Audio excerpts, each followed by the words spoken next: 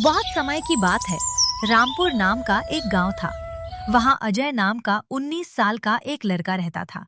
माँ जन्म देते ही मृत्यु हो गई थे। अजय जब 9 साल का था, उसके पिता जंगल में लकड़ियां काटने जा रहे थे। जंगल से दोबारा कभी लौटकर नहीं आए।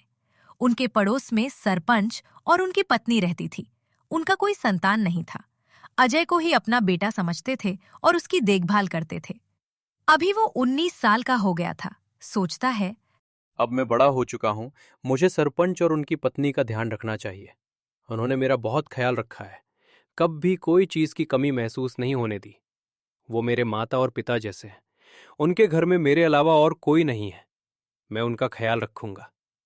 कल से मैं लकड़ी काटने जाऊंगा। ये सब सोच ही रहा होता है कि सरपंच और उनकी पत्नी खाना लेकर आ जाती है और बोलते हैं, क्या हुआ बेटा, इतना परेशान क्यों हो?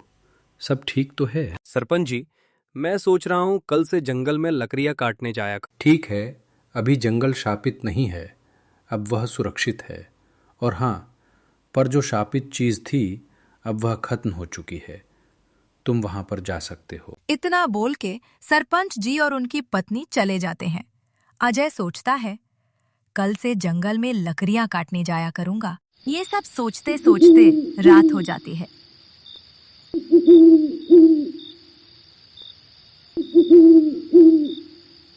कुछ ही देर में सुबह हो जाती है।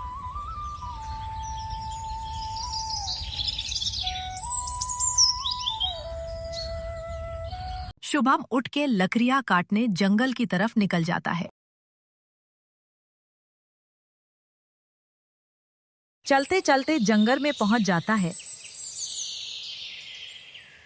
सूखी लकड़ियां ढूंढने लग जाता है।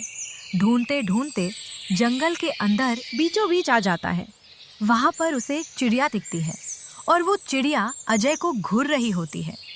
ये देखकर अजय डर जाता है। चिड़िया उड़कर अजय के पास आती है। सुनो लड़के, तुम किशन के बेटे हो ना? ये सुनकर अजय डर जाता है कि चिड़िया कैसे बोल रही है। डरते डरते बोलता है, हाँ, मैं किशन का बेटा हूँ, लेकिन तुम मेरे पिताजी को कैसे जानती हो और तुम इंसानी भाषा में कैसे बोल रही हो? मैं और तुम्हारे पिताजी बहुत अच्छे दोस्त हैं। तुम्हारे पिताजी अभी भी जिंदा हैं। क्या तुम उनसे मिलना चाहते हो? अगर तुमको मिलना है तो मेरा एक काम करना पड़ेगा। पिताजी जिंदा है। यह सुनकर अजय बहुत खुश हो जाते हैं और बोलते हैं, क्या सच में मेरे पिताजी जिंदा है? मुझे उनसे मिलने के लिए क्या करना पड़ेगा? हाँ अजय, सच में आपके पिताजी जिंदा हैं, लेकिन उनसे मिलने से पहले मुझे आपको आज़ाद करवाना पड़ेगा।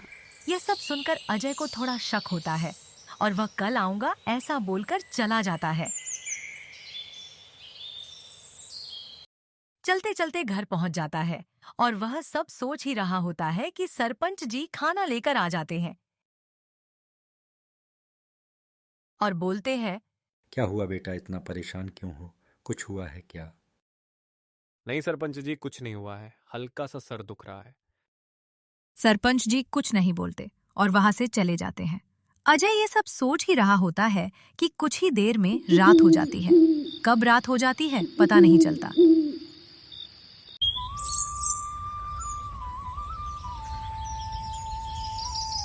सुबह होने के बाद वो सब भूल जाता है और अपने पिताजी से मिलने के लिए और सोचता है, चिड़िया को आजाद करवा दूं। ये सब सोच के घर से निकलकर जंगल की तरफ जाने लगता है। रास्ते में जा ही रहा होता है कि साधु बाबा मिल जाते हैं और पूछते हैं, इतने घने जंगल में अकेले क्या कर रहे हो बेटा, और तुम कौन हो? बाबा, मेरा नाम अजय है। मैं किशन का बेटा हूँ। यहाँ पर लकड़ियाँ काटने अक्सर आया करता हूँ। किशन का नाम सुनते ही बाबा जी परेशान हो जाते हैं और बिना कुछ बोले वहां से जाने लगते हैं। ये सब बातें पीछे से चिड़िया सुन रही होती है और साधु बाबा के जाने के बाद वहां आ जाती है और बोलती है, अभी आप जिससे मिले हो साधु के भेष में, एक शैतान है। वो सिर्फ साधु का भेष धारण किया है। बहुत खतरनाक शैतान है। उससे दूर रहना और मेरे बारे में कभी किसी को मत बताना। अगर तुमने किसी को बता दिया तो मैं गायब हो जाऊंगी। फिर मुझे कभी ढूंढ नहीं पाओगे और अपने पापा से भी कभी नहीं मिल पाओगे। ठीक है, लेकिन मैं आप पर कैसे भरोसा करूं? ठीक है, अगर तुमको भरोसा नहीं है तो मेरे साथ चलो। इतना बोल के अजय को अपने साथ ले जाती है। पीछे से साधु बाबा ये सब देख और सुन रहे होते हैं। चलते चलते एक गुफा के पास पहुंच जाते हैं और गुफा के अंदर जाने लगते हैं।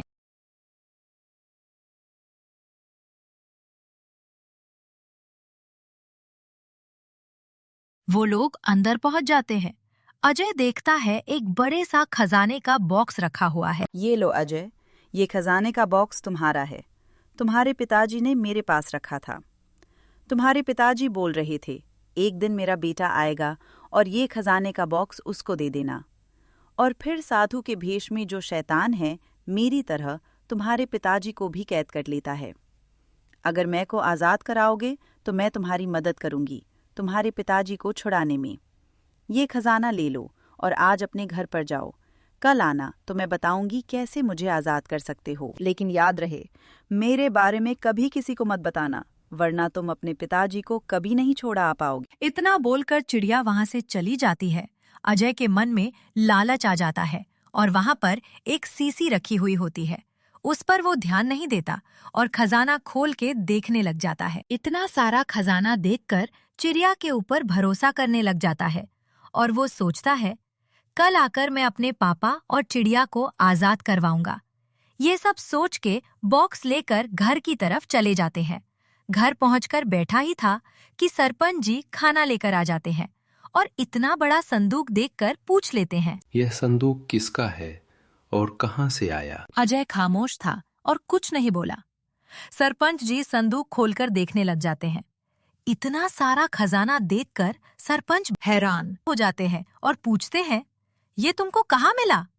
फिर अजय बोलता है, मैं जंगल गया था, लकड़ी काटते काटते थक गया था तो थोड़ा आराम करने के लिए जगह ढूंढने लगा। मैंने कोई गुफा दिखा तो मैं गुफा के अंदर चला गया। अंदर जाने के बाद मुझे को खजाना दिखा और ये खजाना लेकर मैं घर आ गया। ये सब सुनकर सरपंच जी डर जाते हैं। उनको लगता है ये खजाना राजा का है, उन्हें ही ये खजाना गुफा में छिपाया होगा।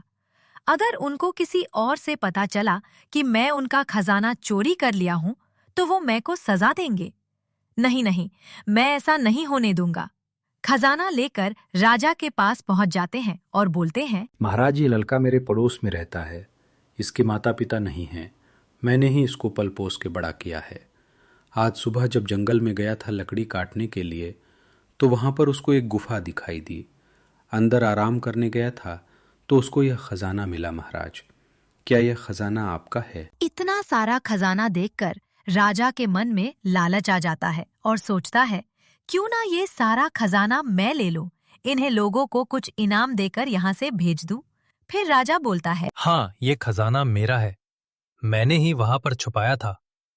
तुम लोगों ने ईमानदारी दिखाई है तो मैं आप लोगों को इनाम दूंगा। लेकिन अजय को पता होता है ये खजाना राजा का नहीं है और एक खजाना कहाँ से आया हो।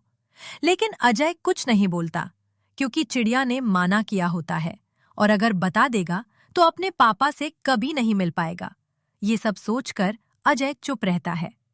सरपंच और अजय के इनाम लेकर घर की तरफ निकल जाते हैं। चलते चलते घर पहुंच जाते हैं और अजय बोलते हैं, सरपंची, मेरा इनाम भी आप ही ले लो। मैं क्या करूंगा ये आपको बाद में काम आएगा। कितना सुनकर सरपंच जी सिक्के पोटली में रखकर वहां से जाने लग जाते हैं। अपने घर जा ही रहे होते हैं ही रास्ते में साधु बाबा मिल जाते हैं। बाबा जी, आप यहाँ पर क्या कर रहे हो? जंगल में किशन के लड़के अजय से मिला। वो वहां पर चिड़िया से बात कर रहा था। और वो सब बताते हैं जो चिड़िया और अजय के बीच में बात हुई थी। ये सब सुनकर सरपंच जी बहुत ज्यादा परेशान हो जाते हैं और वहां से अजय के घर पर जाने लगते हैं। अजय को बहुत ज्यादा समझाने के बाद भी कुछ नहीं सुनता और सरपंच जी अपने घर पर चले जाते हैं। कुछ ही देर में रात हो जाती है।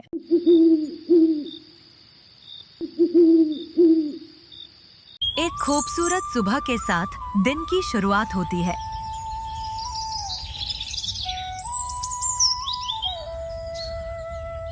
अजय को आता देख चिड़िया भी अजय के पास आ जाती है और बोलती है, सुनो, अजय सरपंच और साधु दोनों पेड़ के पीछे छिपकर यह सब देख रहे हैं। तुमको अपने पिताजी को आज़ाद करवाना है ना, तो गुफा के अंदर जाओ। वहां पर तुमको एक सीसी मिलेगी। वो सीसी यहाँ पर लाकर तोड़ दो, उससे मैं आज़ाद हो जाऊंगी। फिर हम तुम्हारे पिताजी को आजाद करने के एक साथ चलेंगे। इतना सुनकर अजय गुफा के अंदर चले जाते हैं। वहां देखता है एक सीसी रखी हुई होती है और वो सीसी लेकर बाहर की तरफ जाने लग जाता है। अजय जैसे ही बाहर आता है, देखता है साधु बाबा सरपंच जी सामने आ गए हैं। अजय, तुमको मैंने मना किया था इस जंगल में कभी मत आना, तो तुम मेरी बात क्यों नहीं सुन रहे? इतने में ही चिड़िया बोलती है, अजय, तुम ये सब बात पर ध्यान मत दो। पहले तो तुम सीसी तोड़ो, उसके बाद हम दोनों तुम्हारे पापा को आजाद करवाने चलेंगे। नहीं अजय, ऐसा मत करना, नहीं तो अनर्थ हो जाएगा। अजय, तुम इन दोनों के बात पर ध्यान मत दो। ये दोनों तुमको तुम्हारे पापा से मिलने नहीं देना चाहते, क्योंकि ये साधु तुम्हारे पिताजी को कैद किया है, जिस तरह मैं को किया है। इतना सुनकर अजय अपने गुस्से पर काबू नहीं रख पाता और सीसी तोड़ देता है। सीसी तोड़ते वहां पर एक चुड़ैल आ जाती है और बोलती है, आज के बाद तुम और तुम्हारा पूरा गांव कभी खुशी से नहीं रह पाएगा। तुम लोगों का जीना हराम कर दूंगी। तुम लोगों ने मुझे कैद किया था, आज के बाद तुम लोग घुट घुट के जियोगे। ये सब बोल ही रही होती है। अजय, सरपंच जी और साधु बाबा तीनों एक साथ भागने लगते हैं। भागते भागते एक कुएं के पास पहुंच जाते हैं और साधु बाबा बोलते हैं, सुनो बेटा, तुम्हारे पिताजी पूरे गांव के हीरो थे। जब इस चुड़ैल का पूरे गांव में आतंक फैला था, कोई घर से बाहर नहीं निकल पाता था, सबको डर लगा रहता था, पूरे गांव में खामोशी का माहौल रहता था, तो तुम्हारे पिताजी एक हीरो की तरह सामने आए और उन्होंने पूरे गांव को बचाया। वो मेरे पास आए थे और पूछ रहे थे, पूरे गांव को मैं कैसे बचा सकता हूं और ये चुड़ैल को खत्म कर सकता हूं। तो मैंने उनको बताया था कि इस कुएं में कूद जाओ और तुम्हारी जान के बदले में हम उस चुड़ैल को कैद कर पाएंगे, नहीं तो दूसरा कोई हल नहीं है। तब तुम्हारे पिताजी ने उस कुएं में कूद के अपनी जान दी और ये पूरे गांव को बचाए थे। पूरे गांव के इकलौते हीरो थे। चुड़ैल को रोकने के लिए तुम दोनों में से किसी एक को अपनी जान देनी होगी। जल्दी करो, अगर कहीं वो चुड़ैल यहां पहुंच गई तो यहां पर कोई जिंदा नहीं बचेगा और पूरे गांव वाले भी मारे जाएंगे। वो बहुत क्रोधित है, जल्दी करो। ये सब सुनकर अजय बहुत खुश हो जाता है और बोलता है, मुझे माफ कर देना, मैं समझ नहीं पाया था। मेरे पिताजी एक हीरो थे, मैं भी उनकी तरह पूरे गांव को बचाऊंगा। इतना बोलकर कुएं में कूद जाता है। जैसे ही कुएं में कूदता है, वहां पर चुड़ैल आ जाती है। चुड़ैल को आता देख बाबा जी जादू से अपने हाथ में सीसी ले लेते हैं और फिर चुड़ैल को कैद कर लेते हैं।